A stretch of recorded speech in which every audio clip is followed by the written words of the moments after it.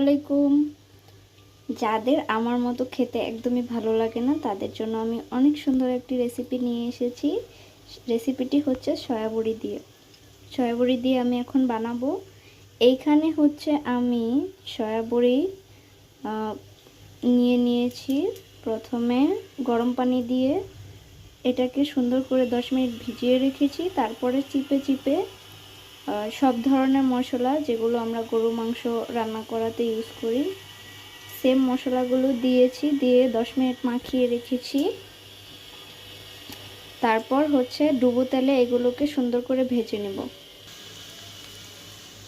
এখানে সুন্দর করে ভেজে নিচ্ছি। আর তারপর আমি নিয়ে নিয়েছি এখানে দুটো পেঁয়াজ কুচি, মরিচ কুচি আর হচ্ছে ধনেপাতা কুচি।